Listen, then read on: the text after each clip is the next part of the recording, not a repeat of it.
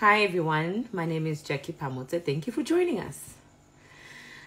I'm going to be speaking to Pastor Makhado. Welcome everybody. Welcome everybody. I'm going to give everybody a second so that I'm also able to see the guest.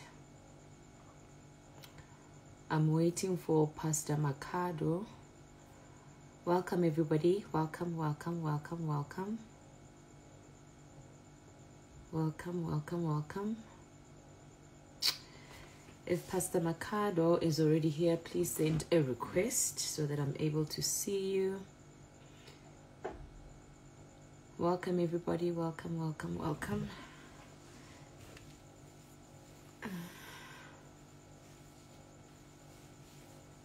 Please just give me a moment so that I'm able to connect with Pastor Makhado. There we go.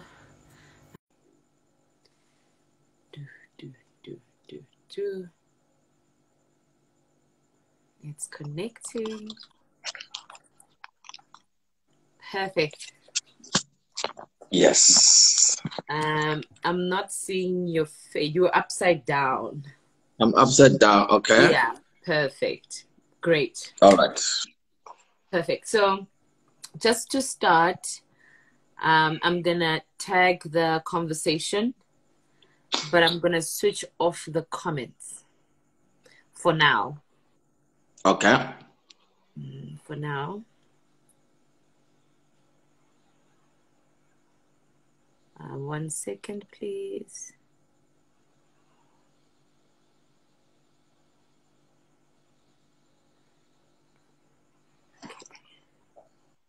Pin. Okay. All right. Phew. All right. Oh, I don't know. I feel like I've got goosebumps. I really feel like I've got goosebumps. First of all, thank you so much for giving me this time, just to speak to you and engage you, ask you some questions. And I also think that it will be quite an educational conversation for people who don't know your background, where you come from, the things you have done and what you're currently doing. And tonight's topic is the dangers of cults in churches, right? Then yes. We will have our conversation, and then we will open the comment section so that we see the live feeds or the live questions, and then I will read them to you, and then you will just answer as they ask, right? Okay. So the reason why I decided to have this live is for this pure fact. I'm a writer and I research a lot when it comes to these kind of topics. I wrote a book called The Hockey Club, where I was speaking about the secret society, how it works, how to spot it.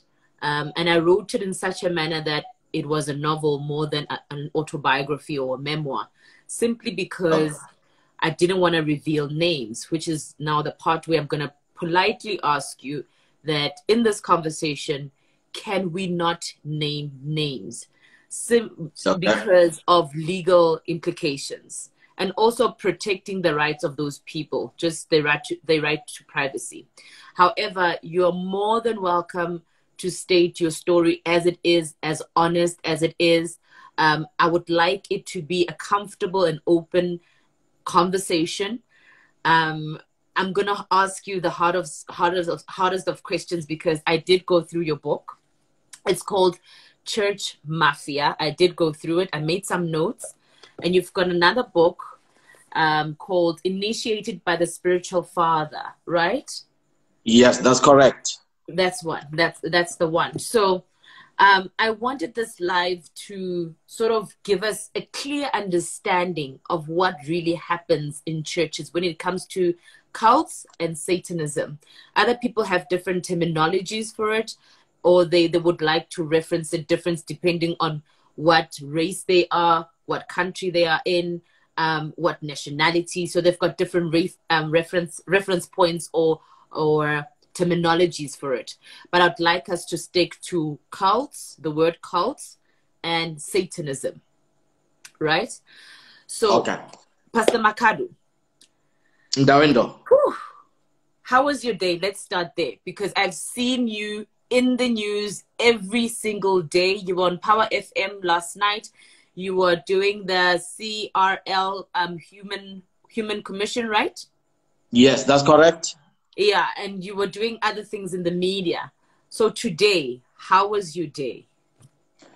Wow, thank you so much, Jackie, for giving me this opportunity. My day was so great. I had to meet one of South Africa's best authors, Jackie Phamotse, today. So she made my day, and that's why I'm saying my day was great. You're so kind. Thank you. My day was Thank you so equally much. as fantastic. Yes. Okay, let's get right into the gist of things. So, your story is heart-wrenching. Just please give us a breakdown of how you grew up. Were you a Christian? Were you not a Christian? Did you understand anything about Christianity before you started the church? Okay. My full names are Makhado Sintumule Ramabudana. I thought that you will say I should swear. Yesterday when I was at the CRL, before you can do anything, they say you should swear so that you are in a position where you speak the truth. So yeah, I believe maybe you should. I've got my Bible. Maybe you should, because I want you to really tell the truth. So I've got my Christian Bible. I will swear to speak the truth and ask you questions that are honest and from the depth of my heart. I hope you do the same. Yes, it's just that I don't have a Bible with me next to me, but I do swear that I will speak the truth and nothing else but the truth. And I will speak honesty at the best of my ability. Thank you. So please give us a brief down of your history with churches. How did you grow up? Where are you based? Your understanding of Christianity before you went into cults and Satanism. It's so funny enough on how I grew up. I grew up with my late grandmother. When my parents were in Venda, I was raised in Seshego. My late grandmother, she was a mamsebeleti. She was a prophetess in a church that was called St. John Church. So I grew up from that background where a lot of people, they will flock to a house to come and collect bottles of water, which were meant to heal them. And I will witness people coming to her with chickens, and she will kill these chickens and they will take a bath with water mixed with chicken and some muti, or what they call siwasho, some ingredients, spiritual products. So that is how I grew up. I grew up in a Christian family because my father is a pastor. So I grew up from that setting, and also I had an encounter with spiritualism practiced by my grandmother by that time. The reason why I differentiate the two as Christian and spiritualism, it is because of, in my father's side, I had to go to church, I had to use the Bible to pray. But what I saw through the practice of my grandmother was something else. Even if they used the practice, showed that it is not just Christianity, but it is spiritualism, because they had to speak with angels, they had to speak with demons that were troubling people. So growing up from that environment at a very young age, I was very inquisitive. I wanted to know what is happening here. And I remember one day I narrated the story of what I have experienced when one lady came to my grandmother for a spiritual bath, because of she believed that things were not going all right in her life. So she came for a spiritual bath, and I witnessed the whole process where my grandfather took the chicken, slaughtered it, made some prayer with some candles there. Then I was taken out of the bathroom, and the woman, she was there bathing, talking, and I was by the door during that time. You know, as an author, or if you have a gift of writing, your memory is sharp. You see things as they were, and you can remember them as they were. So when I wrote my book, the first book called Church Mafia, I started from a point where I experienced those practices where people, they will talk as they are bathing, talking. It is like they speak that whatever their wishes, they speak their wishes out. So it is not prayer, because prayer, it is not speaking your wish out. Prayer is communicating with God. But the moment you start to speak wishes out, it's more of incantation. You are repeating things, you are sending words into the universe. And by repeating those things, you want to see the manifestation of those energy in those words. So this person was taking a bath in a room that had water. That's another energy, or it's another energy that we see. And also a candle that was on, it's fire. We see another element there. And as she was busy talking, in the midst of those two elements, you should understand that spiritualism or witchcraft, they use elements for them to have more power. So this person was doing this in a church setting, because she came to a prophetess so that a prophetess can do some work upon her for her to experience breakthrough.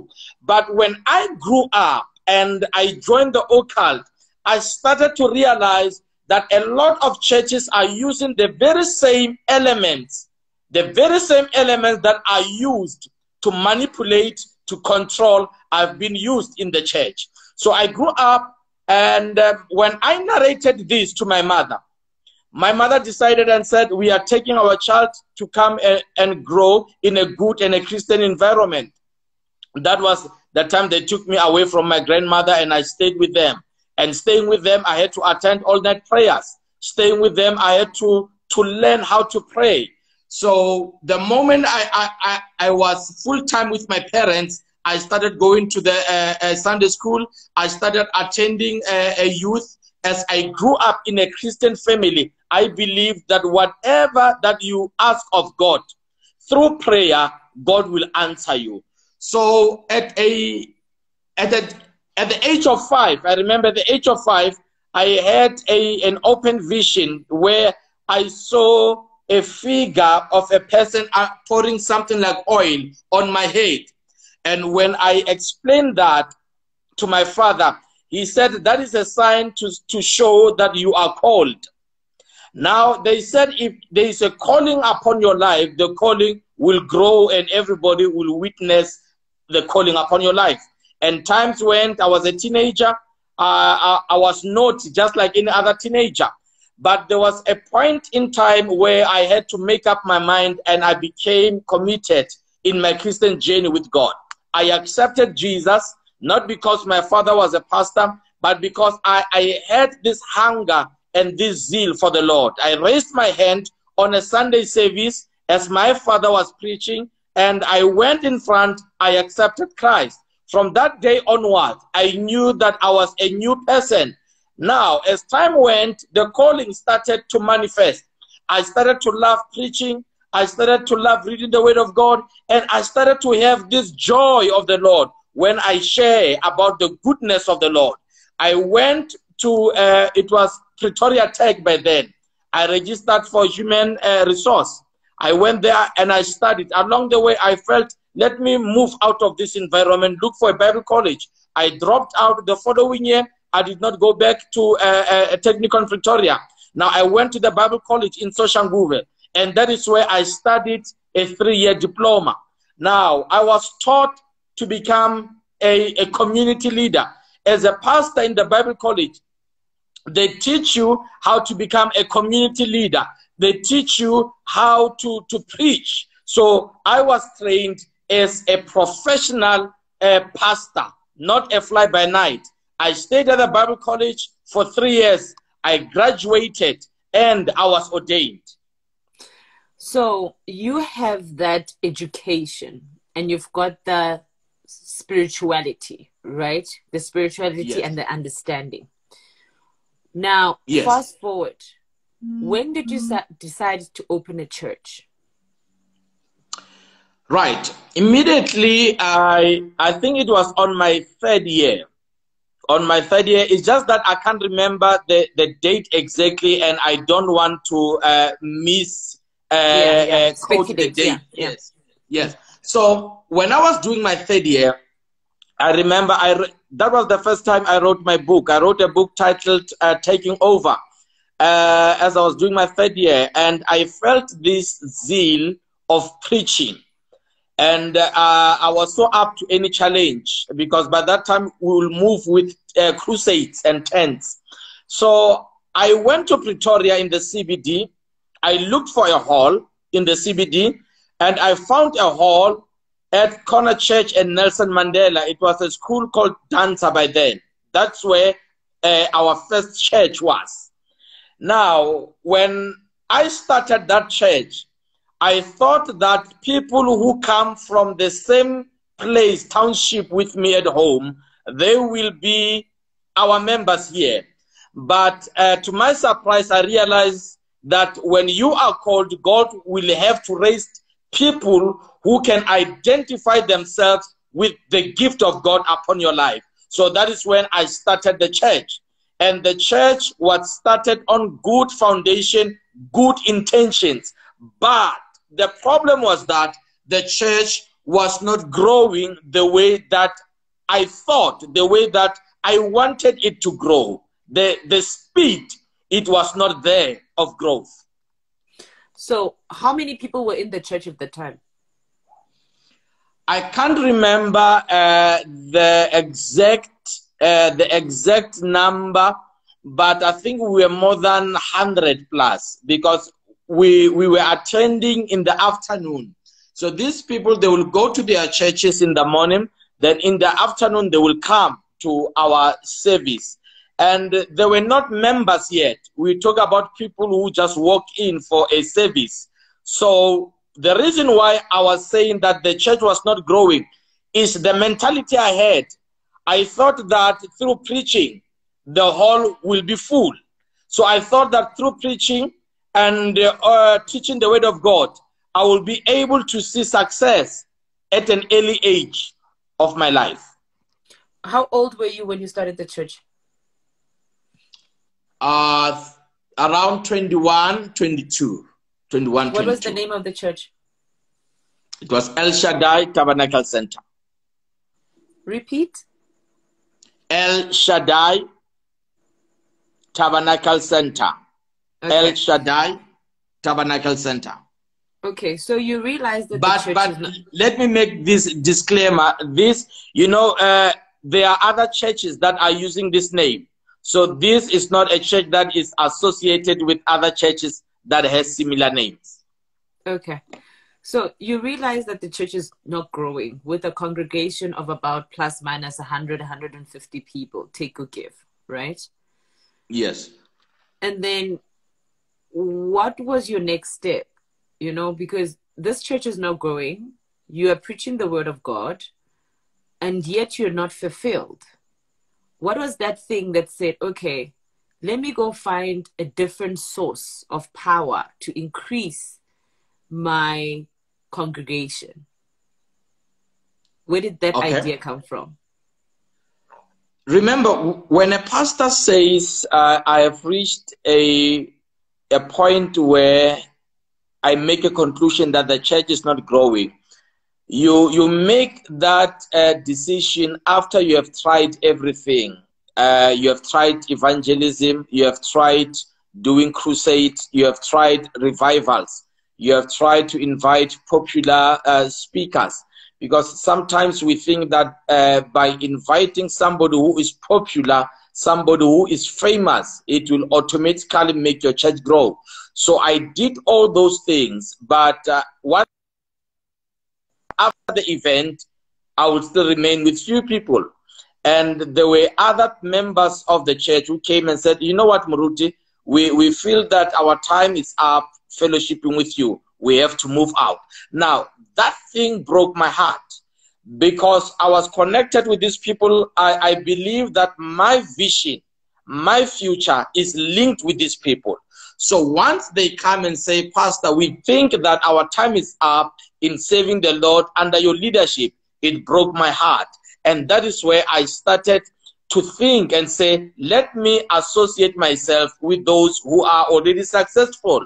Successful in a sense that they are driving big cars. Successful in a sense that when they host their own crusade or services, they are followed by a huge number of people. Success in a sense that they had money. So I said, I cannot die in the wilderness alone. Let me be close to these people. So that is when I started to associate myself with those people who called themselves prophets. So you're taught Christianity. Who taught you Satanism? So the things that you were able to practice now in the church to sort of lure people in, who indoctrinated you into that? Because now you're associated with these powerful people by perception. Now, yes, where did you go exactly? Like, who did you go to and say, this is my struggle. This is what I want from your presence? Who did you go to? I went to those who portrayed the life that I was longing for. I saw them living my life and I was close to them. Then as I was close to them, I disclosed and said, I need to be like you. I need this power. We used to call it impartation, where you believe that somebody with their own hand, they can lay their hands on you and you will automatically have a particular spiritual gift. So I spoke to them. And when I spoke to them, they told me that what you are looking for, you cannot find it here. We have to take you to Nigeria for you to be initiated. They told me that after, remember, these people, they don't just open up. You have to build a relationship with them. And by building a relationship, you have to be close to them. And you have to show loyalty to them before they can open up their other side of life. What type of loyalty is that? When I talk about loyalty, it's in a sense that when they come for a church service or in a crusade, you organize women in the church for them to sleep with them. You organize, you become a middleman for them. You host them for a spiritual crusade. And while you have organized some women, singing women in the church so that they can have a good time with them. So those are some of the ways to show that you are loyal to them by fulfilling their needs. So you are a pastor in your own church, linked with yes, other pastors in big churches who have this glamorous big lifestyle, right? Correct. With your faith, you go out and solicitate women for these pastors who are already established with big congregations, right? Correct. In your conscience, you don't remember the innocence of those children and young women in the church that you're going to prostitute to this big pastors. What happens is that once you associate yourself with these people who have this, who are immoral, the way that you see things is no longer the way that it used to be. You become immoral also with you. So for you to do something that is wrong, you don't see it as being wrong. You just see it as normal because you are in a circle of people who are practicing that. Because before you can do that, they can organize it for you. They show you this lifestyle so that you can see that they are not just only pastors, but they've got this bad lifestyle that surrounds them. So after they've shown you what they do, now it is your turn to do it for them. So they initiate you. Yes, ma'am. Because I'm trying to really understand so that we get to the bottom of things, right? Yes, sorry. Did they now give you a specific age group of, okay, we want 16-year-old, 19-year-old, 20-year-olds? Is there a specific body type is that they want? How do they say, I want that specific girl? How does that conversation happen? Like, because they show you what they want, right? So when they ask of you to go collect these girls, what is the conversation? Because everybody has their own fetishes and they have their own body type, and you know, what do they say to you that will make you understand what type of girl they will want? In my experience, they don't describe. They don't sit down and give you a description of the kind of a girl that they look for. They target women who avail themselves to them. You know, when a guest speaker is invited in a particular place, you find that there are women who shows interest to that particular person. So that is how they were able to take advantage from those particular people, whether it's young ladies, whether it's older ladies. So that's how the ball could roll. Okay, that makes sense. So now you are in this social class with these people, right? You have given them what they want in terms of the girls and the lifestyle in the background, right? And they trust you. Yes. Now going to Nigeria, who takes you there and how and with what finance? Are you taking money from the church? That is donations and umtelelo, or what do you call it? Offering. Do you take the offering money that is given to the church every Sunday to fly out to Nigeria? Where do you get the money to move from South Africa to a different country and stay there for initiation and come back? Where does that money come from? Remember, what brings me to them was because of financial instability. Yes. That is the purpose of association. And once you they start supplying you with money. You know, they show you the money. You start experiencing the good life when by being associated to them. You neglect your family. You start moving with them because these people, they don't stay in one place. They move around with what we call revivals. And as they move around with revival, that is where they practice this immoral lifestyle. So they are the ones who have money. But they don't give you money to go to Nigeria. They tell you and say, you have to raise money. We are taking you to a place where your life will change. So I had to raise money by myself. And after that, because I had a church, I had a small income. So I had to take all my savings. And I spoke a lie to my wife. I said, I am going for a pastoral conference.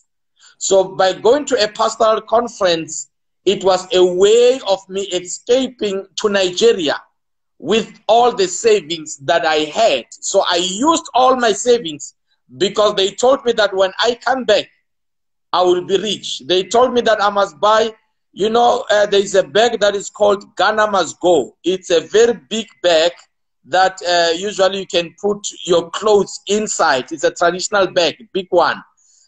In our South African lingo, we call it Machangani bag. You know, that big one. Yes. So they call it Ghana Must Go. So they said I should buy that kind of a bag, 2 of them. As I'm going to Nigeria, they would also do what they call ritual money for me. So I took all my savings in my mind, thinking that where I am going to come back with a lot of money. And the first thing that I wanted to buy was tracts.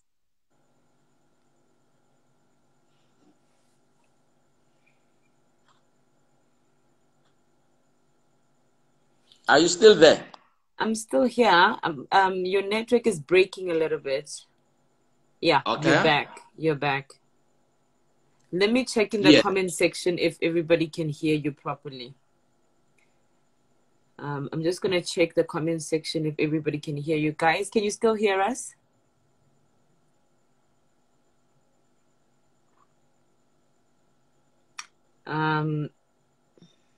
Okay, Koki says they can still hear you. Okay.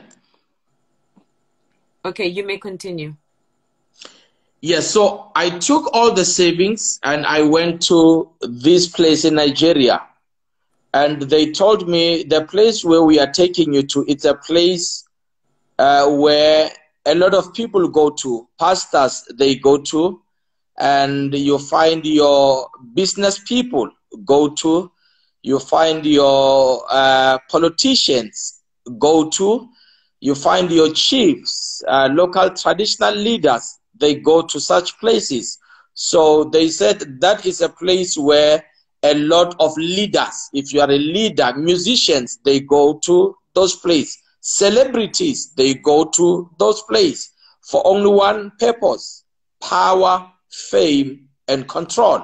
So that is where they said, we are taking you to the place. We are not going to give you something to use and you go to South Africa. We are taking you to a place where you become a member of a secret society. Okay, let's recap. They initiate you in South Africa in terms of lifestyle, right? Yes, then that's correct. You fly to Nigeria to get the spiritual initiation, where you are introduced to other big bowlers like celebrities, politicians, business people who are also seeking the same kind of power and influence that you're seeking in that initiation. That's correct. Now, aren't they scared of people exposing people's whereabouts? For an example, if I went to this thing that you went to, and I'm a writer, don't they give you an NDA? Do they really trust you that much that you won't speak about it in that moment? Because, I mean, you've got politicians, celebrities, business people, and all these high flyers, and you're in this place where you're all seeking this power. Yes. How are they able to confirm secrecy? That everything will be private and it's sacred in that space? Okay. How they control the secrecy is through the access. They are not accessible. They are not seen. That's why they are secret society. They are not known. It's only through referral that can make you to meet them. It is only when you come through somebody who is a member of the cult. You cannot just come and knock and they open for you. There must be somebody who takes you by the hand, somebody who is loyal to the house, somebody who will speak on your behalf to the house, and he will take you by the hand, introduce you to them before they can welcome you. And secondly, they have to check your star. Usually they say that they check your star. They used a god that is called Ifa. Ifa is a god that they serve. They used this bot and they asked my name, date of birth, and they were able to look at that particular thing to see if I am fit enough to be a member. So that is the process for them to be able to accept one. And once they have accepted you, that is where they will take you through the spiritual initiation. And it is not done by one person. It is done by a group of people, and they give you some rules. One of the rules is that you are not supposed to talk about this. One of the rules is that what happens here remains a secret. So, and the other rule was that you should be able to support the other brotherhood, because it is more of a spiritual family. you are now attached to these people's lives. So you should be able to be there for them whenever one brother in the family has a particular problem. Remember, these are different figures from different walks of life. Okay. So what are the rituals that are done to initiate you when you're there? What are the rituals that are done to initiate you? Because I understand the secrecy part, which is the word of mouth, but what are the active physical things that are done to you when you're there? The rituals that are done are animal sacrifice. What type of animal sacrifice? It's when you buy a cow or you buy a goat. But in my case, I bought a goat and a chicken so that they can use them to offer their blood as a sacrifice to the gods. Because whatever they say does not end there until it is sealed with the blood sacrifice on those altars. There are different altars. Now, they took a goat, they slaughtered the goat, they mixed the blood of the goat with some herbs, and they smeared that blood on my body. I was half naked. On my lower part, I wrapped my lower part with a red cloth, and I was half naked. They smeared everything on my body, and they put a pot, a drum that was full of water, and on that drum they put fire. It was hot. The steam was coming out. They said I should test it. From then they took me and they put me inside that drum because it was a huge drum. A person can get inside. So when they put me inside that drum, they said, "We are now cooking you. This is where we cook politicians. This is where we cook armed robbers." Because during, in that place, even armed robbers, criminals, gangsters, they will go to that place to be strengthened so that bullets doesn't enter their body. So they said, "We are going to cook you so that you can be strong." So my body could not feel the high temperature. The water was just normal, and I was there for some time. Then after that, they took me out, and everybody was just celebrating and saying, "Now you are strong, you are a strong man." So they took me to all different altars where I had to split those blood as I speak.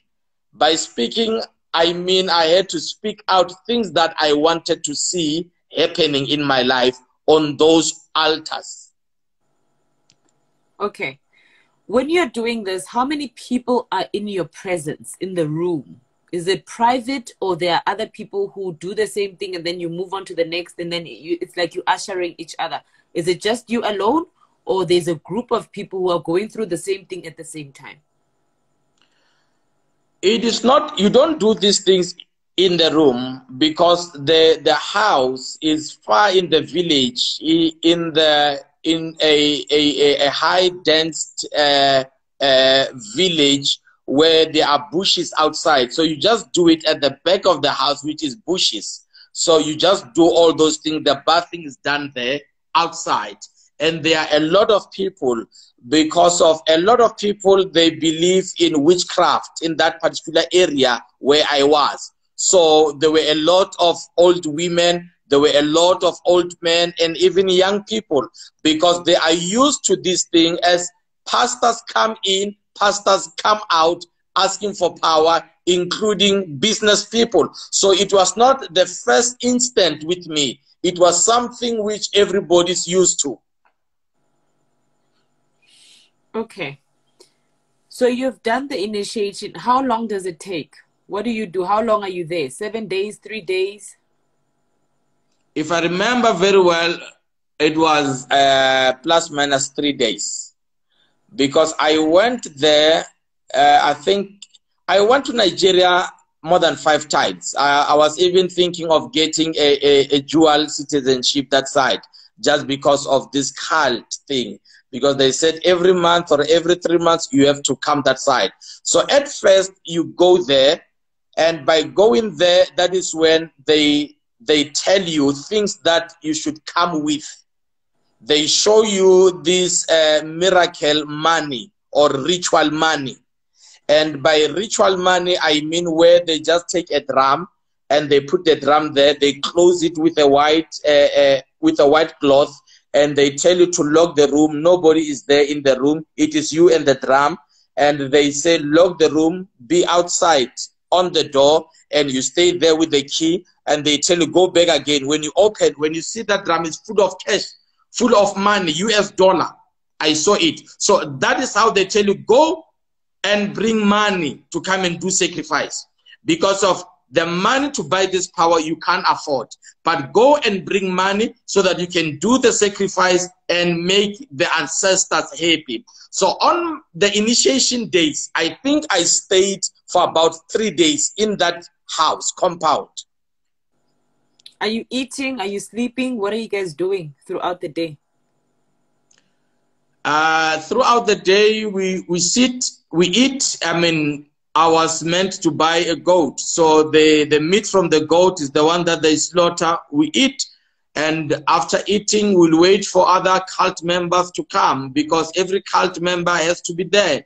They have to make a circle. You have to be at the center of the circle. Each one should release their blessing upon you. You have to wait for all these cult leaders. Some are owning saloons. Some are owning businesses. So you have to wait for them to move out of their business to come and be part of the ceremony. Okay, so you are initiated, you come back to South Africa the first time, you feel strong, you feel like, okay, things are going to go great with the church. What are the things that you had to do when you arrived at the church in terms of sacrifices and altars? What did you put on your altar? Did you have to go pray now at night consistently? Did you have to now bath with this water? What animals did you use? Because there's a part where you speak about a pig or an animal that you sort of bury in the area where the church is, and it sort of rots, and when it rots, there are maggots that come out, and then that is a sign that more people will come. Can you just explain the process of now you introducing these spirits that you got in a different country to this new church, when now South Africans are supposed to come and worship in that space that you have put these, that you have sort of gathered these spirits from another place and you have put them in this church? Now, what is the process there? When I came back, they gave me several powers, several things to use. One of them, as you have said, it was the head of a pig. They asked me a question and said, where you are you the leader of the church? As in, are you the founder of the church? Are you a decision maker in the church? Then I told them, yes, this is an independent ministry. I started this church. So they were able to give me something that I should bury there. And that thing that they gave me is the head of a pig that will work, number one, on attracting crowd. As it decays, the worms that comes out of it will be the number of people who will be attracted to your church. So I buried it there. I had to bury it in the midnight at night, and I had to speak to it. And by speaking is declaring my wishes upon the grave where I have buried this head of a pig. Now what happened is that after I did that, I went home. I had to take a bath. You know, you take a bath outside, not inside the house, but outside where water should just move away. You just sprinkle yourself with that water. Water must just run. Now, I took a bath. It was on a Saturday. I took a bath. I slept. I went to church the following day. I could not see the result that immediate. But as time went on, I think around a month or two, that is where I started to see things happening. A lot of people were coming, flocking to church.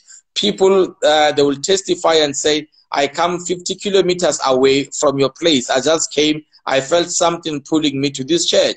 So I knew that people were attracted by what was buried inside. And they said this was just a test. Once I like what they have buried in the church, then they will go to an upgrade. These people, they don't just give you the full power.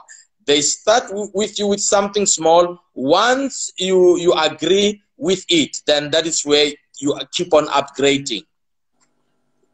Okay, so they gave you this power, and you've got this pig that you have sort of planted in the garden behind the church, somewhere in the area where the church is, right? It's planted inside the church, not in the churchyard. Inside, where in Christians the building, worship. inside. It should be planted inside. Yes, where people worship, where people sing songs to God, where they lift their hands up. It should be planted right inside there.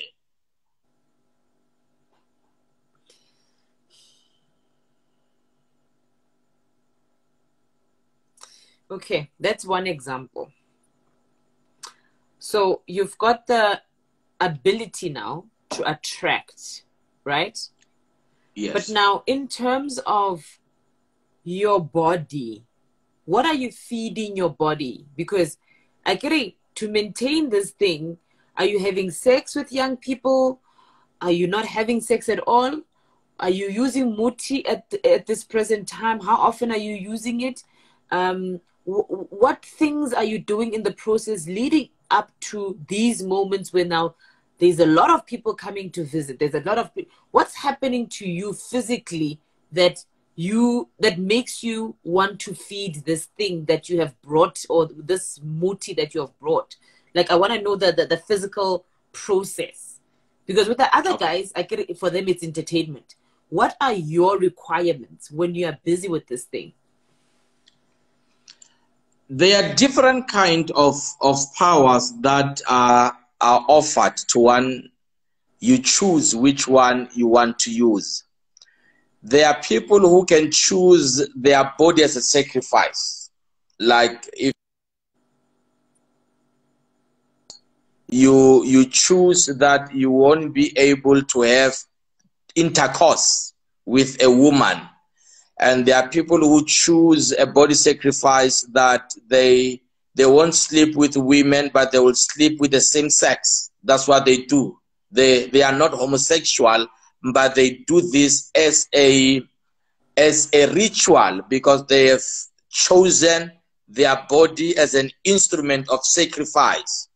And there are people who choose their body as a sacrifice, that they will sleep with young people, virgins. Others, they choose a body sacrifice that they will sleep with young people, molesting young people. So I did not choose that, because the house where I went, they used the blood sacrifice. There are others, they choose how many years they will live, and hold on. What do you mean others choose how many years they will live? How do you choose life? Like the time frame of life. How do you choose that? You know what happened? That ritual, they explained to me. And they said, if you want to take this one, you can take it. Now I asked them, how does it happen? They take, milli-meal. And they throw it down. And they take a chicken to come and eat. If a chicken can eat the number of what the chicken will eat there, it will be the number of the years you will live. But you will be extremely successful. You will be too much rich. But you will also know that you are living on a borrowed time, because you will know once you come out there, you come out knowing how many years that you will live in this world. Because of they put meal and a chicken, you know that a chicken can eat the whole day as it goes down. But this kind of a chicken can pick about 20 or can pick about 5, then it stops eating. Then they sacrifice that chicken. Then after sacrificing that chicken, they cook it. Then you have to eat and finish without breaking the bones of that chicken. You eat the flesh, without breaking any bones, and they will take muti. You eat the chicken mixed with muti, but you don't break bones, you don't chow the bones. They will take those bones and bury it somewhere in that premises, the traditional doctor's place, the occultic house place. That is where your grave is, because of you have acquired a spirit to give you wealth, but it will give you wealth on a particular borrowed time. So there's also the one that I chose, the one for blood sacrifice. Okay, hold on. I just want to understand this specific one. I'm going to come to yours now because I really want clarity. Okay, this chicken eats, and let's say it eats 4 times. Is that 40 years or 4 years? It's 4 years. It's 4 years from the day it starts eating. So from that moment, you start counting your time.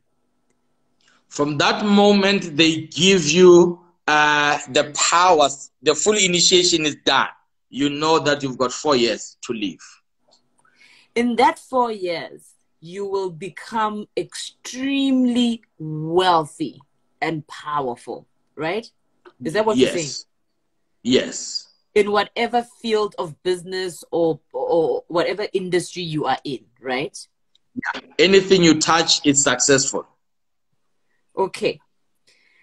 Yes. So this now brings me to this question, and I know I'm digressing a little bit, but I just want to understand this concept of time. You are given those years, you live the way you want to live. What rules and regulations do they give you? Because you've got 4 years, for an example, to live. What must happen in that time? What are the rules for that time? Once they've given you the 4 years, you live it in anyhow that you want. Personally, if you want to do business, you can do business.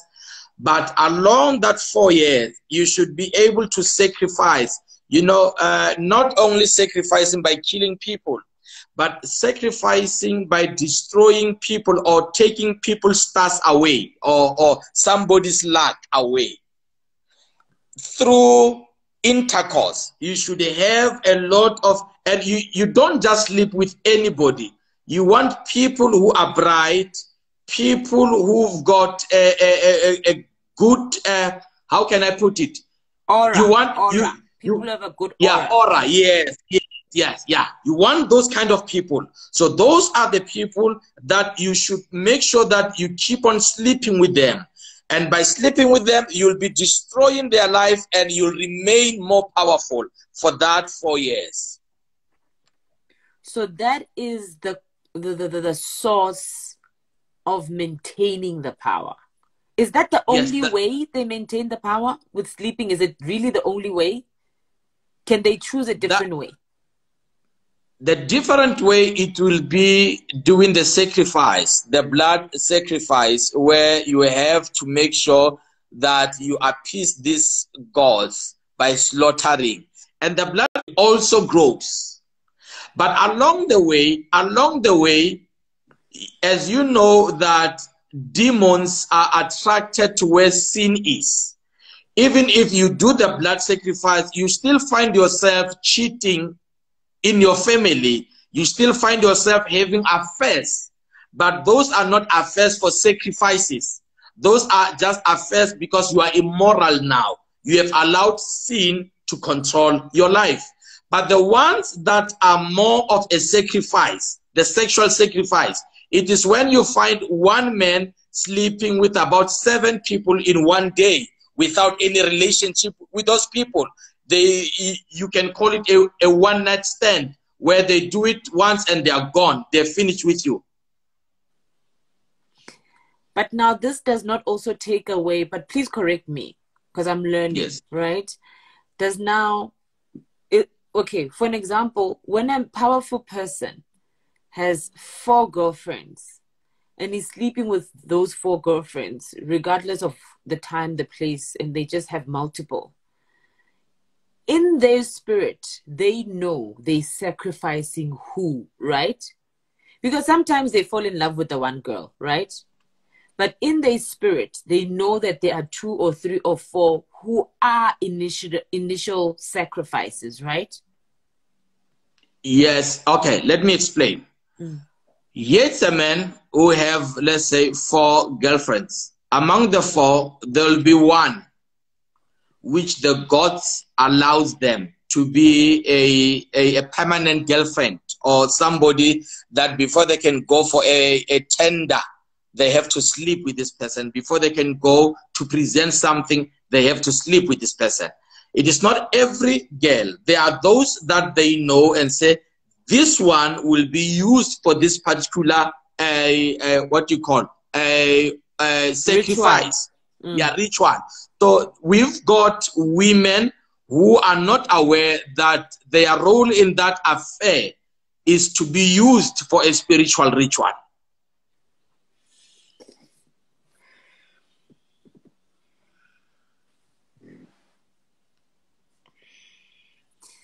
Okay, I'm going to come back to this topic because my hair is rising. I'm going to come back to it. What was the spiritual power or the spiritual demon did you choose? Because other people are choosing sleeping, other people are sleeping with... Oh, one more question before we digress, actually.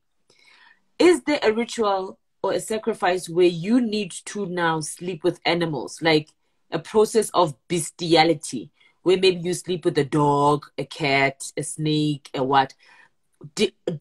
Were there people who were choosing such sacrifices? Not that I know of. Not that I know of. Yes. Yeah, because the correct term is bestiality. Having the ability to sleep with animals, whether it's for pleasure or for sacrifice. For sacrifice, yes. Okay, so you didn't choose any of those, right? You chose a different path. So which one did you choose? I chose for animal sacrifice, where I was able to slaughter the blood of the goats and the blood of the chicken. That was the initial stage, because as the more you do the sacrifice, it is the more the spirits will grow and start demanding more from you. So I was at that initial stage. Okay, so you've done all of these things now. You are back. The church is growing. Were you sleeping with young girls to maintain your ritual practices? I young was girls not sleeping. Or boys? How were you feeding your demon? I was not sleeping with young girls or young boys for...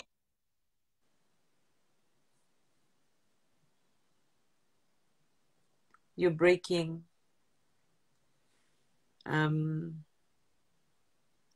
Guys, is it my network or whose network? Is it mine or his? His network is breaking because I can't hear him anymore. I can't hear him anymore. His network is breaking. His network is breaking. Guys, can I just take a minute? I just want to save this live so that I don't lose it, because it's like the network is tampering with us. So I'm going to go and save it. Just give me 2 minutes and then I'll be back again. I think it's his network as well. So I'm just going to give him a call and then come back with the conversation. So please don't leave us. Yeah, my hair is rising as well. So I'm going to save it so that I don't lose it, and then call him and ask if he can sit in a better connected place, and then come back with the conversation. Just give me 2 minutes. I'll be back.